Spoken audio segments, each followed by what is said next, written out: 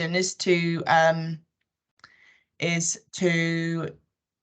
review these as a big group. So it would be great to get your opinion. This one's reasonably short, so yeah, let me know what you think. Right. Oh, apologies. That should say Gravida 1 Paranaut. This lady is a Gravida 1 Paranaut. She is 28 years old with a BMI of 31. Routine anomaly scan was completely normal. And then at 29 weeks, she had raised blood pressure in antenatal clinic. So she was sent over to triage. A PCR was sent for proteinuria 1+, I believe. The PCR itself, so the protein creatinine ratio didn't come back complete, but the creatinine that was sort of in her urine was 30.4. So just taking her over that 30 threshold for a diagnosis of preeclampsia. But because we didn't get the full result back, she was asked to sort of come back for follow-ups in day assessment unit. However, she DNA'd them, which made obviously things a little bit more complicated. So at 36 + 4, her symphysis fundal height by the community midwife showed this baby to be under the 3rd centile on measurements. So this midwife sent her to triage for a review and a CTG.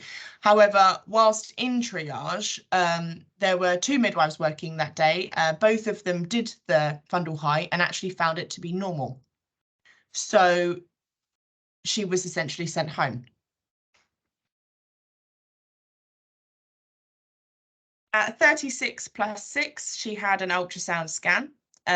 This was off the back of this, by the way. So the case midwife, I believe, or I don't know if it was the case midwife or the triage midwife, referred her for a scan, which found the baby to be an estimated fetal weight of 1824 grams, plotting well below the 1st centile. This baby also had oligohydramnios. I think the deepest pool was 2.3. And the uterine artery PI was also raised. They also found a fibroid of 26 by 34 millimeters. On arrival in her triage assessment, her blood pressure was 165 over 125. She had 3 pluses of protein in her urine, and her PCR at that point was 37. So definitely a diagnosis of preeclampsia.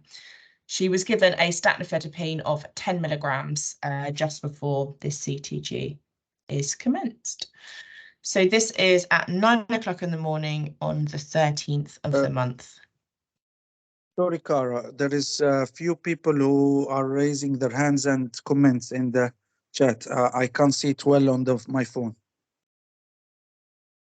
If anyone's happy to just sort of speak out loud, that would be great, because I can't see the chat or see any hands up. So please just shout out at me.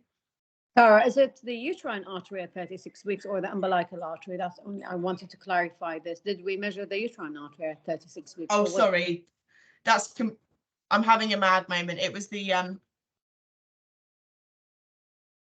no, I'm having a mad moment. It was the umbilical artery, not the uterine artery.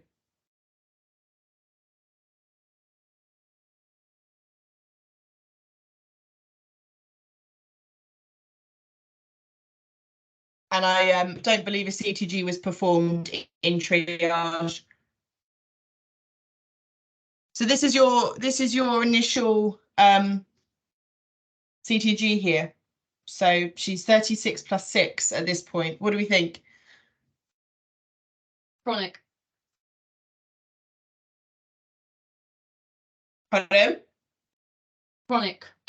Because you look like it looks like the picture of like a redistributed baby that's got oligohydramnios, your IUGR as well. If you're on the 1st centile, you've got preeclampsia now diagnosed at 36 + 6, with sort of an unstable blood pressure. You've got a CTG with a high baseline for gestation, sort of back end of 160. Doesn't look like she's having much uterine activity really. So yeah, I'd say it's chronic hypoxia. Yeah. Baseline sort of higher than you would expect at 37 weeks, but kind of could fit in with the norm if you like. But yeah, no, we would definitely expect some accelerations at this gestation, specifically with no uterine activity, and a lot more sort of cycling and whatnot. However, it's not really long enough to sort of determine at this point. Please note, I mentioned this last week. because this is something that comes up quite frequently.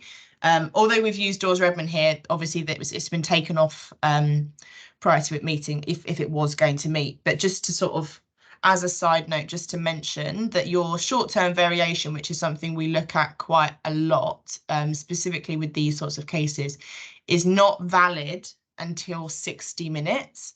So even though it prints out that you've got a short-term variation on the Dawes Redman, we cannot use this as part of our evidence or anything before that specific time frame. Just because I know that this is something that people sort of circle quite a lot and add in their documentation. But yeah, just as a sort of side note, please just do bear in mind that it's not valid until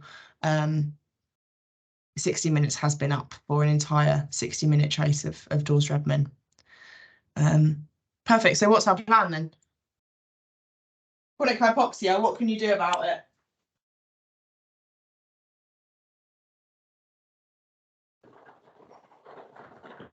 Stabilise the blood pressure.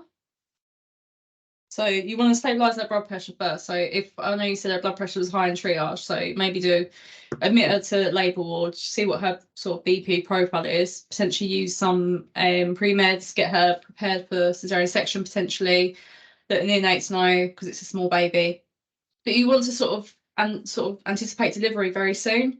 You've got time to get the neonates around, etc. But at the same time, just the plan would probably be delivery.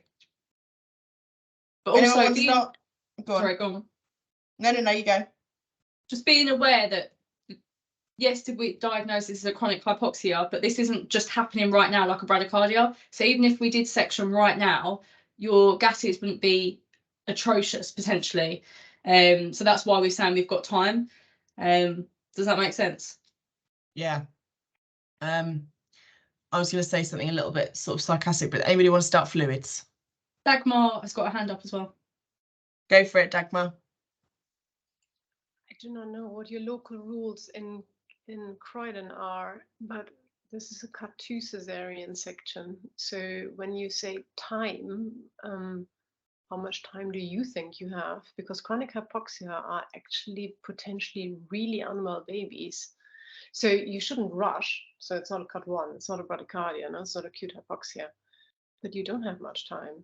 So you should actually succinctly get your team together, stabilize the mother, and essentially have everybody in place for the baby. But that's normally a cut 2 cesarean section. Yeah, absolutely.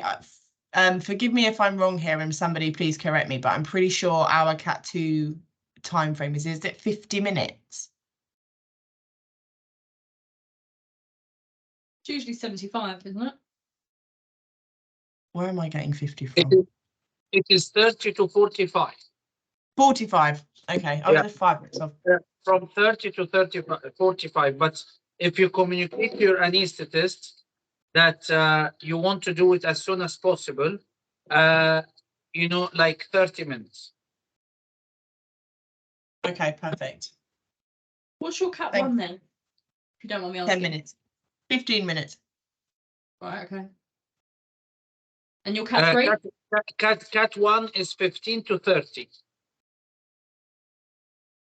Cat 3?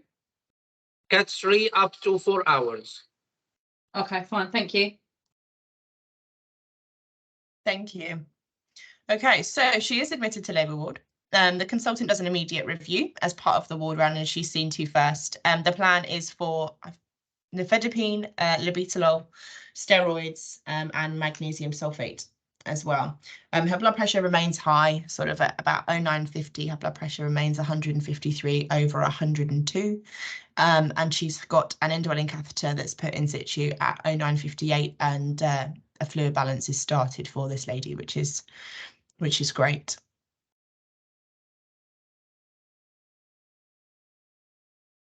We'll continue. Dagmar, hands is up, please. Go for it. So, you have to shout out at me, Dagmar. I'm ever so sorry. I didn't mean just to kind of shout in, but neither do I want to be complicated. Sorry. Why do you give steroids at 36 and 6? That's a very good question. We would routinely give them from at least less than 34. So I'm not particularly sure what the premise here was. I don't know if it was because the baby was small or whatnot, but yeah, I'm not really sure what the justification behind it was here. Okay, thanks. The answer, Dagmar, is because some people are still very resistant to change and they want to follow the old guideline of 38 and 6. But we tried, I did a presentation 3 years ago when the TOG and the BGOG did it, and still people are resistant, and still till now people want to give. So there is no justification. Okay, just because we're talking about CTGs, steroids have an impact upon the CTG as well. Just to kind of point that out. Usually not that super fast. It takes about 4 hours, but very often when you wait for, you know, the timing of delivery, if you're not getting on, then you might see negative changes. So yeah, just as something to be aware of. That's interesting, because what about those women that are admitted for steroids on the antenatal ward? What are the negative impacts? I'm happy to kind of send you the kind of paper, but it has. Oh yeah, that's fine. Sorry. No, it has an input about the overall fetal heart rate, but that might not be necessarily a kind of change. But it changes the blood flow towards the placenta. So it essentially kind of causes vasoconstriction, and so very often you then get more decelerations. So they look less happy for a short period of time. Yeah. Thank you.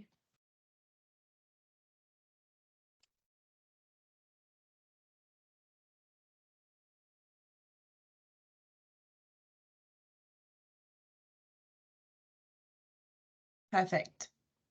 Forgive, I'm losing connection a little bit, so if I go quiet for too long, just give me a nudge, because I'm getting a little bit of blockage in the with the Wi-Fi. Okay, perfect. So we'll continue. Just worth noting that maternal pulse wasn't recorded throughout the entire set of observations, other than from triage. So triage observations, I believe her pulse rate was high, but sort of around the 100 mark. But an ECG was performed at 10:02. She was given her steroids at 10:03.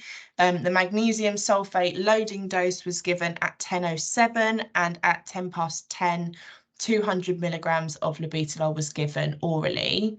I think something's definitely had an impact, as her systolic definitely sort of decreased, although her diastolic remained raised well throughout this entire CTG pretty much. And the ECG, I believe, just showed sinus tachycardia. There was no additional concerns with it at all. But yeah, I think the plan was to try and get all of these medications in before doing anything further. Would anybody else would have liked to have sort of changed that plan, or would anybody like to comment on that at all?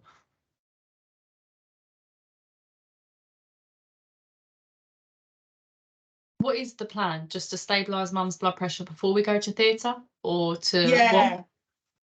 Yeah, pretty Okay. much. The plan was to get all of her sort of medicines in, try and bring her blood pressure down before taking her. But at this point, I don't think it had sort of been called at this specific point. I don't think it had been called, or any time frame was put on when the cesarean section, the aim was to take place, or anything like that. It was very much a let's just fix what we've got for the time being and then see how we get on.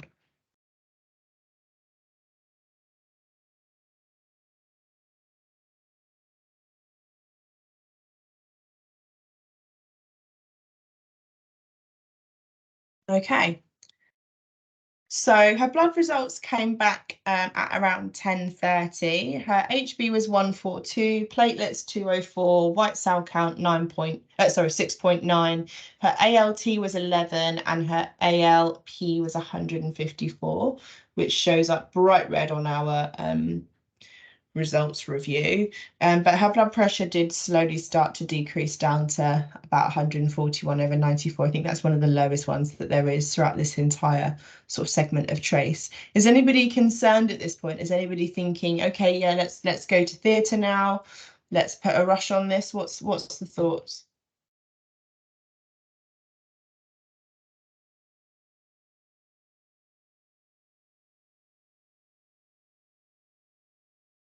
Well, it looks abnormal. We know the trace is abnormal. We know that we're not going to continue. But now we've stabilised blood pressure. I would have thought that this would be okay. Let's try and get her to theatre now. So sort of at the end of this trace, be aiming to get her to theatre, have the team ready to go sort of now. That would be my thoughts on this, because there's only so much long, as we sort of mentioned, as Dagmar mentioned earlier, there's only so much time we've got. And what we'll start to see is obviously deterioration in the fetus as well. We've got reduced variability, but we have pumped her through with lots of medication, which can also impact on that. But we know we've already got an abnormal CTG to start with. So yeah, go to theatre. Yeah. Just for the CTG purposes as well. Sorry, Mr. Naguib, go ahead. No, just to draw the attention as well from medical legal point of view, we had a case exactly like this few years ago, and the diagnosis was, as we are talking, chronic hypoxia.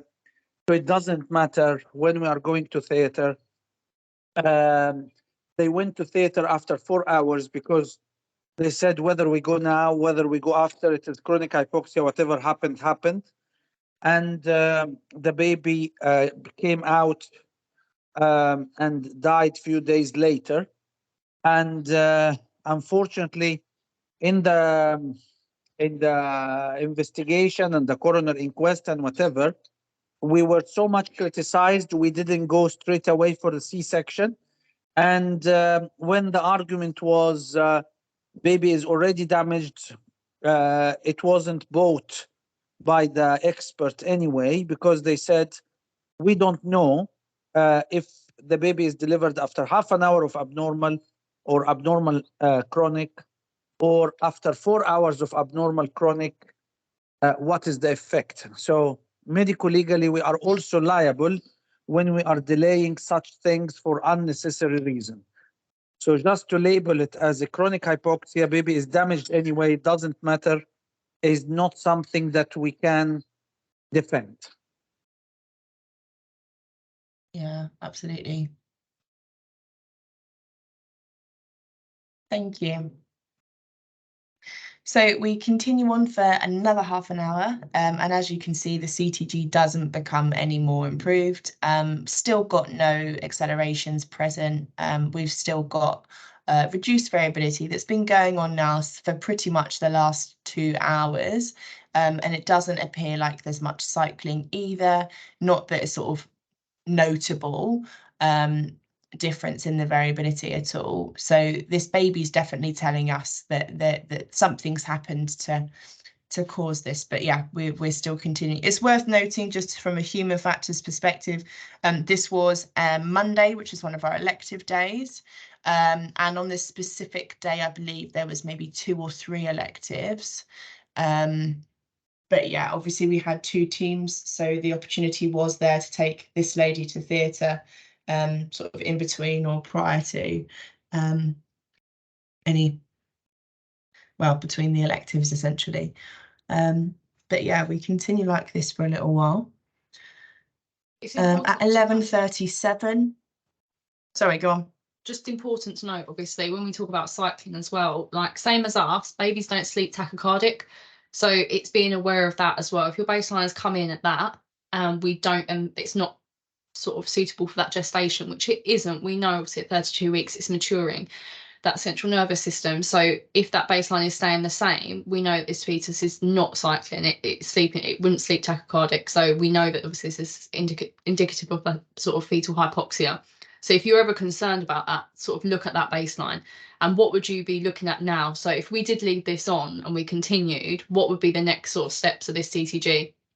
What would you think would go on next for us to be worried? If we knew nothing, what would be the next thing that we would see?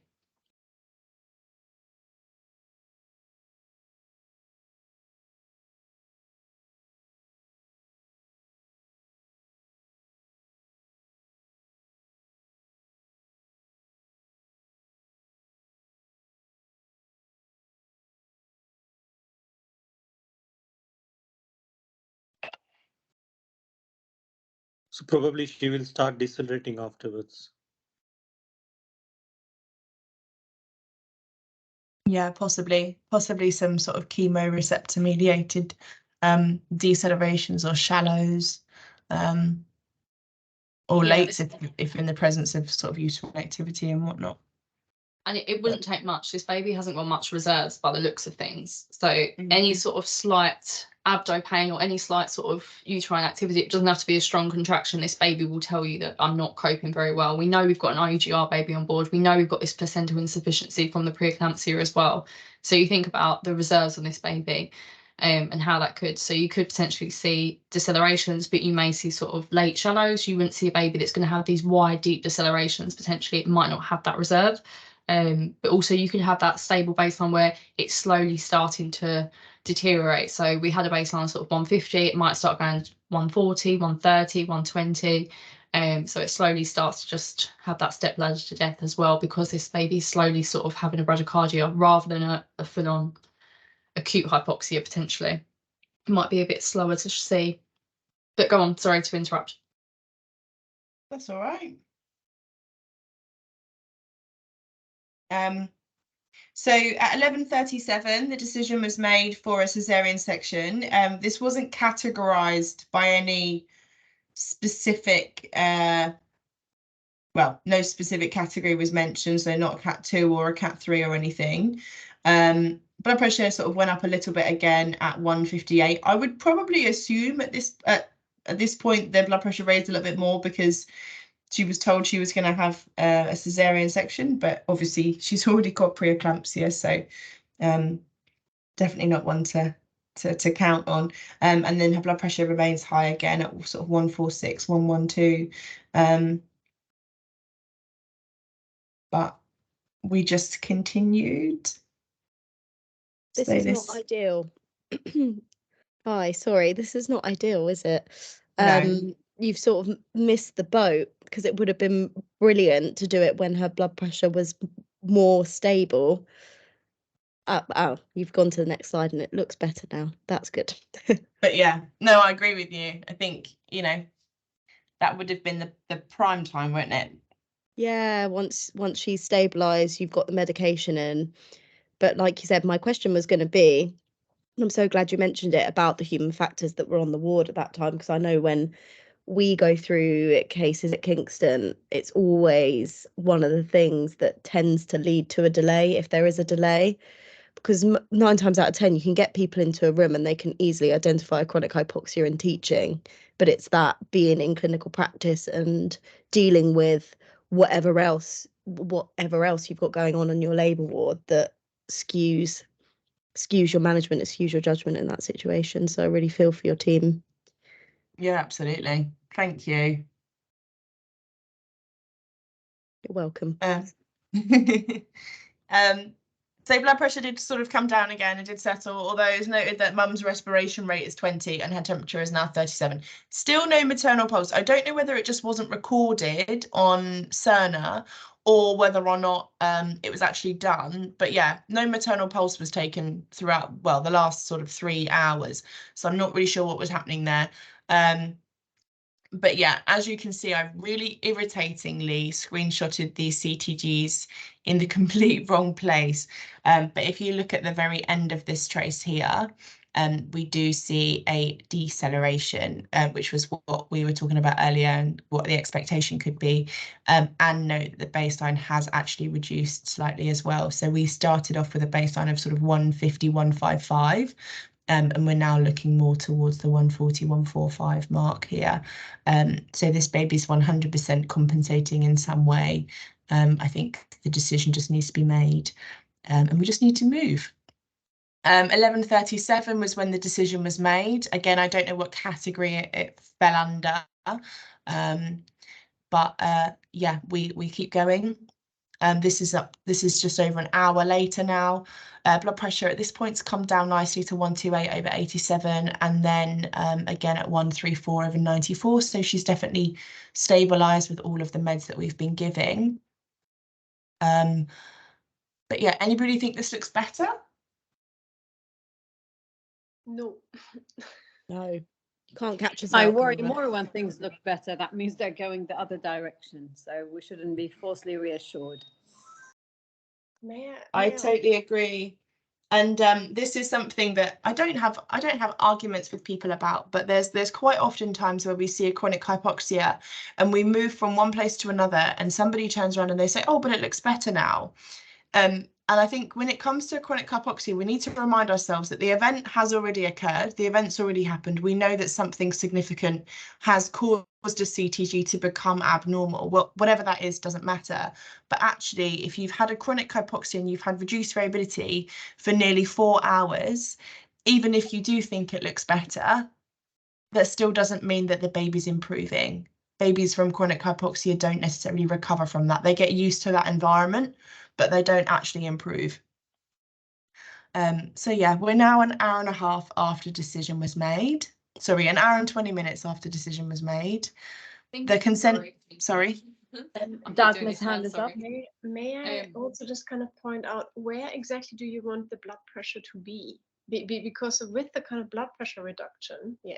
So if you have preeclampsia and your spiral arteries are essentially not relaxed, because this is probably something that happened before 32 weeks, we have nothing in between to kind of reassure us otherwise, no? Then the maternal blood pressure is essentially essential to maintain placental perfusion, because it's a question about volume and stroke.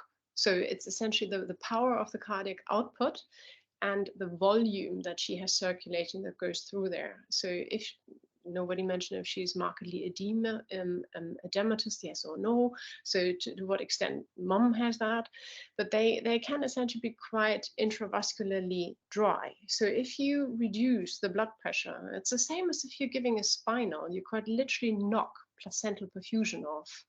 So therefore, what you're aiming for in preeclampsia is a systolic blood pressure of less than 150 and a diastolic one of 100. You're not aiming for normal blood pressure for stabilization to go for cesarean section.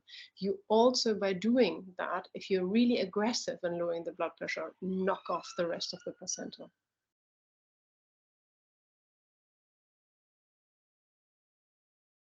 This is a very important point, Dagmar. Thank you. It's really, really important, and I think it gets missed most of the time. Yeah, that's definitely one that's not really spoken about, but it does make complete and total sense. So thank you for that. I think just updating the terminology as well. With the chronic hypoxia, you're not going to have a fetus that's compensating. It's always going to be decompensating most of the time as well. So I think that sometimes with the terminology, we think, oh, it's doing okay because it's compensating. Not necessarily. It can always be decompensating. So this is where we're sort of getting that terminology mixed up as well. I think you should have to ask you. Oh, sorry. No, you go. No, go ahead. I was just going to say, you just have to, in these situations, sometimes you're right, Saoirse, with terminology, people can get confused. You just have to ask yourself, is this baby fit for any labour? Is this baby fit to just continue as it is? The answer to both is no. And that just takes away any sort of debate about whether it's compensated or not. If you just say, is this baby well? I think everybody would agree, no, no, it is not. And then that just takes all of that away. Mm. Yeah, I just want to mention something to add to what Dagmar, not from CTG point of view, not from medical point of view, something that we note, not in Croydon, not in general, in the NHS, is that some management of obstetrician and midwives is, let's wait for the final bradycardia or final deceleration so I can take her.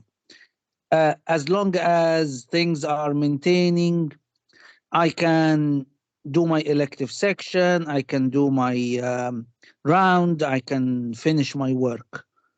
So just to note something about the psychology in general, not in Croydon, it is generally. So the aggressiveness in labor ward, or the aggressive management in a way, not aggressive in the sense that medicalizing, but aggressive in the sense that when something needs delivery, we get on with it. Doesn't exist in most of the time.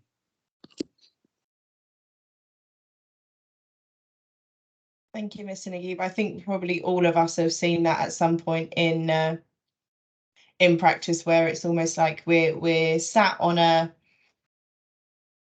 sort of waiting for something to get worse instead of just doing something about it initially. But I think we're definitely making improvements and whatnot as to how we can try and avoid doing that frequently. Sorry, may I ask one more question about? Please, yeah. So I do not know your guideline about antenatal or intrapartum CTG interpretation, but if you're using kind of words like chronic hypoxia, do you essentially have in your local guideline a mode and timing of delivery associated with that? Because many trusts have. Yeah, no, we don't, Dagmar, but our guideline has to be updated this year, I think 3 times in total, because of 3 different quite big changes, and the types of hypoxia, and having a little bit more sort of strategy when it comes to that is definitely going to be included, just to sort of help and aid people when it comes to decision making, because there is quite a lot of grey area in our guideline when it comes to timings of all sorts of things, even the sort of timings for cesarean sections I don't think is in the fetal monitoring guideline, which I think definitely need to be included, but yeah, no, there isn't anything at the moment. It's just because but irrespective of that, Dagmar, we classified it as chronic hypoxia, or let's put it straight away, abnormal, needs delivery. So irrespective of putting it so blatantly for dummies in the guideline, you know, I mean, we all agreed from minute 0 that she needs delivery. So, I mean, yes, if you want to be like, it is true, and I'm not arguing with that. So the difficulty is just then for people in a CTG meeting to comprehend why the delivery didn't happen, because I think the first CTG we had from 9:30 in the morning, and we all said it's chronic hypoxia, and we're having now 1:15. So I can understand blood pressure management, yes. So, but therefore, I'm therefore not trying to finger point you. That's not the idea, never, of a kind of CTG. But I'm essentially just mentioning that because I found 2 things quite helpful when I changed in CTG interpretation. And the one is name it. So name it what you see. It's very often that when you say acute hypoxia, nobody debates. Everybody is fast. No, that comes with a word, because everybody knows that's essentially life-threatening. Similar to with subacute, you don't have anybody running, but people move. No, because you will go there, and there's very little else that you would prioritize in between. And if you have chronic hypoxia and you're aware that this baby is already having the damage, right? There is nothing that makes this better. The only thing that you're waiting for is for this baby to die. There is no other outcome. Then you also have essentially the understanding of a cut 2. And given that they are really fast in Croydon, your categorizations, it's essentially then about name and action, and and that helps if it's essentially kind of written in guideline. That was the only thing that I wanted to kind of say with that, just because that would be in keeping with own experience. Past. Yeah, I agree with you. It is but I find it now and again, and again, I don't want to name Croydon as the problem, but in many places is that it happens in many. So as I said, so I think it's just maybe a helpful idea. So yeah. No, definitely, you are absolutely right. What I wanted to say is something different. Is that not in Croydon, in many places, and in Croydon, people are trying to see No, it is getting better. Let's wait. Oh, no, it's cycling now. Let's wait.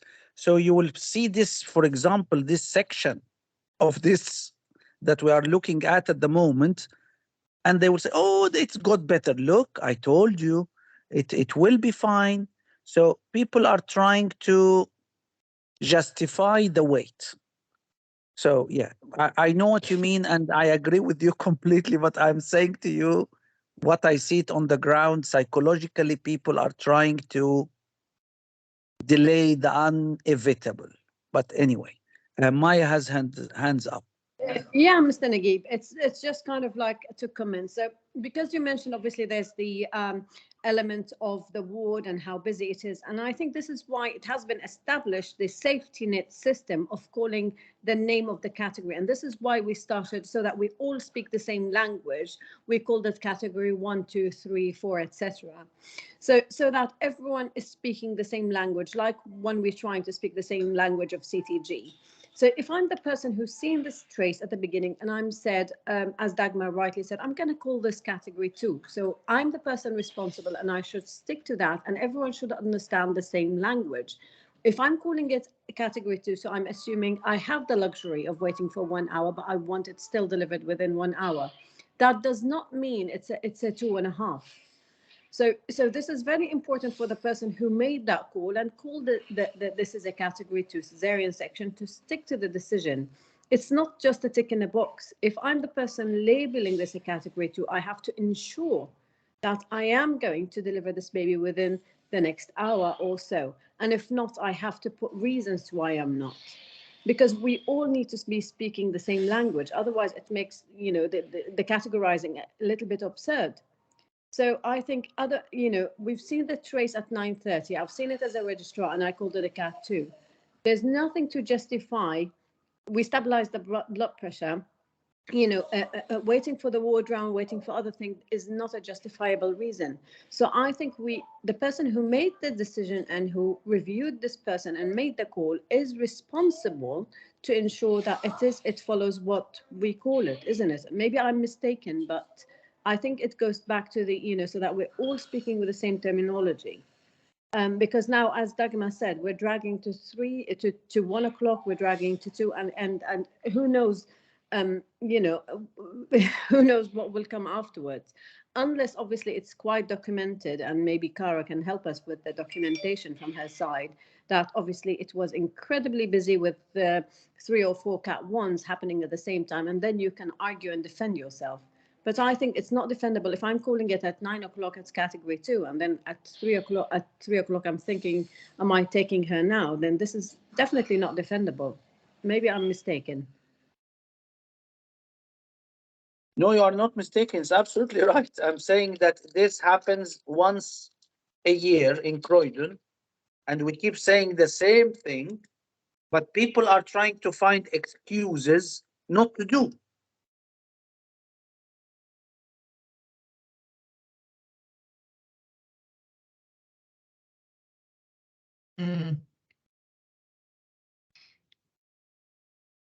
We moved to theatre. And there is very, very limited documentation here when it comes to midwifery side of things. So I'm not really sure what was going on. But all I got from the documentation was that delivery was at 14:28. It's not noted that there was any particular difficulty with delivery at all. I'm pretty sure we've all said we all know what to expect with a chronic hypoxia, but would anybody like to sort of guess the gases or the APGARs for this baby? Is it spinal or GA? Spinal. 7.19, 7.14. I was, 7.15, but lactate is high. Did mum have any signs of sepsis? I know her temperature was 37 earlier on, but was there any further? No. I thought probably there is something, because you kept hinting to the pulse. So I was like waiting for some superimposed Cara, because like you kept saying, where's the pulse? Where's the pulse? And I was waiting for you to say there's like superimposed choreo. No, Can we this guess, wasn't one of my trick questions, Maya, I promise. Can we guess Apgar's and gases and IQ? And what? 359. IQ will have to wait for like 10 more years, Mr. Naguib. Okay.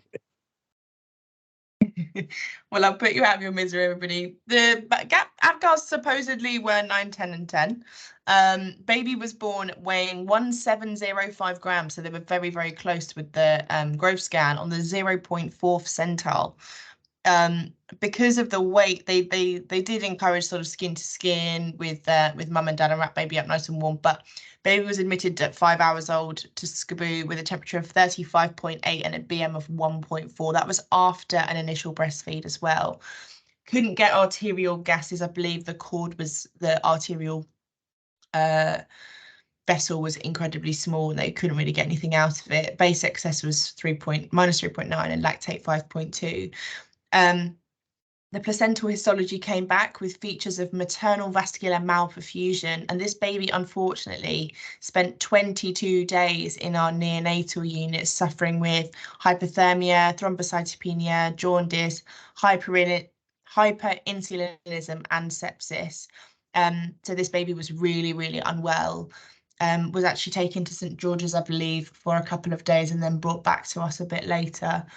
But yeah, definitely had, some effects that we could have categorized. Whether or not delivering 3 hours earlier would have made any difference or not, who knows? But yeah, it's quite an interesting one when you look at the sort of aftermath of everything. Well, this actually proves that delivering 3 hours earlier would not have impacted the outcome, to be honest.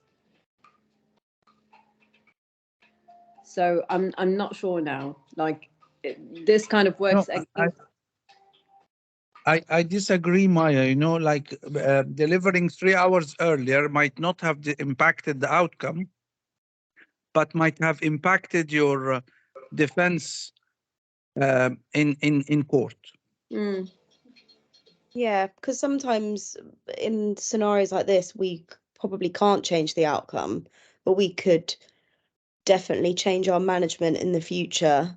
And I think that's what it's about. It's about just improving your management or our management as the NHS, so that there's